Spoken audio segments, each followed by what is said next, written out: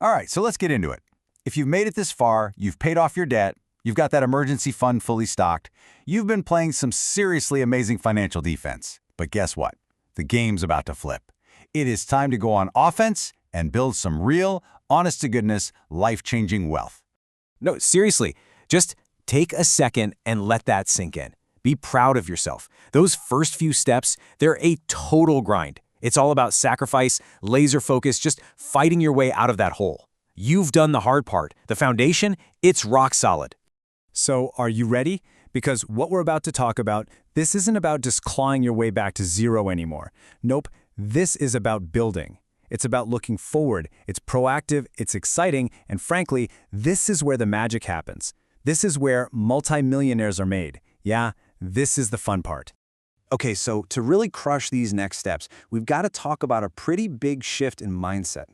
That raw intensity that you used to get out of debt, that's not the same energy that's going to build your wealth. Let's dig into what that actually looks like. Yeah, this really nails it, doesn't it? Getting out of debt, that was all about gazelle intensity. It was a frantic, all-out sprint to the finish line. But building wealth, that's a marathon. It's steady, it's long-term. You need a consistent offensive pace, not these panicked sprints. This is the mindset that's going to carry you all the way. All right, so we've got that marathon pace locked in our heads. What's the first big move we're going to make on offense? It's baby step 4. And let me be super clear, this one is completely non-negotiable. We are going to systematically, intentionally secure your future by investing for retirement.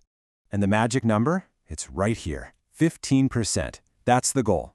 You're going to invest 15% of your gross before-tax household income straight into retirement.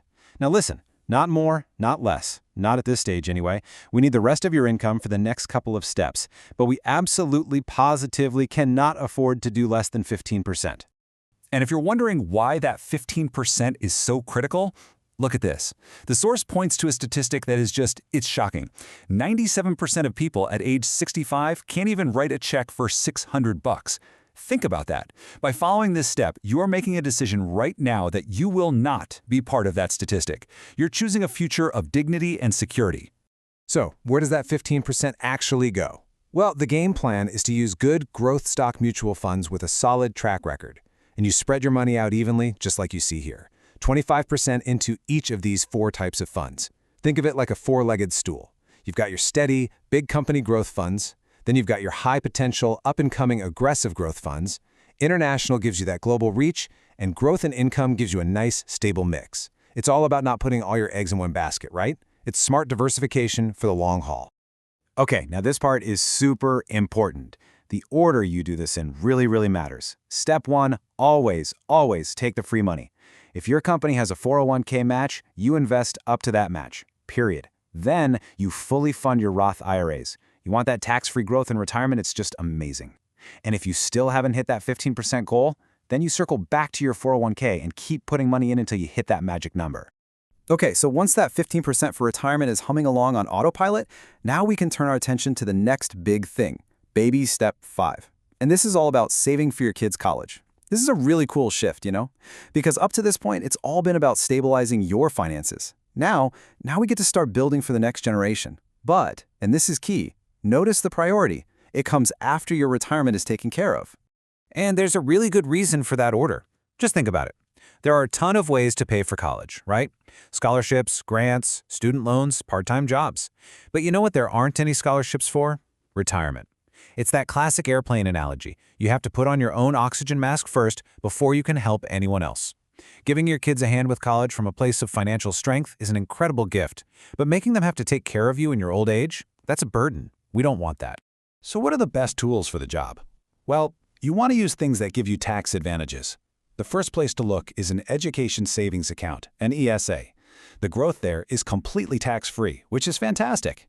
If you need to put away more money, then a 529 plan is a great option. Just make sure you get a flexible one. You want to be the one calling the shots on the mutual funds, not some random manager. All right, check this out. Your retirement account is growing, you've got a solid plan for college. What's next?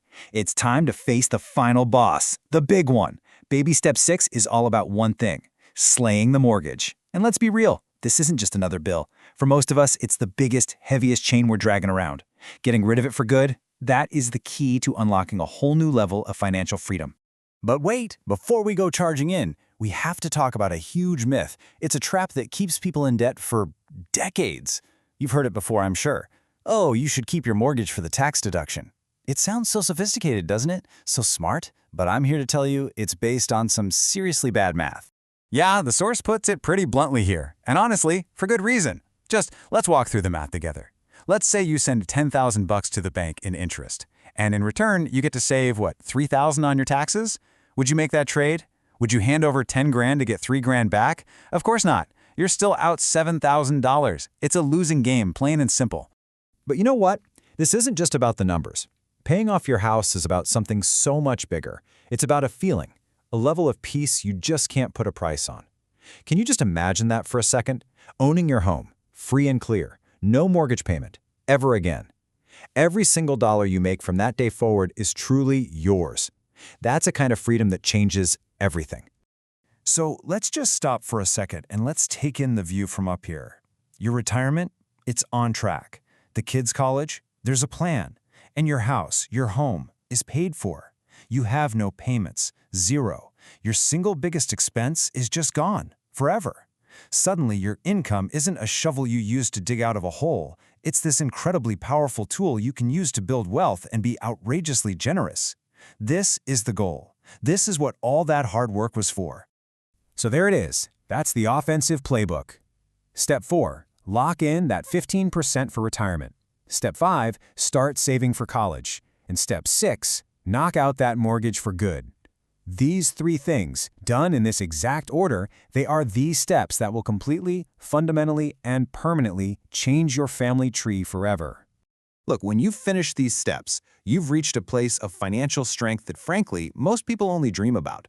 But this isn't the summit. Oh no, the journey's not over. There's one more step, and it's the one where the game truly changes, where you can live and give in ways you can't even imagine right now. So the only real question left is, are you ready to see what that looks like?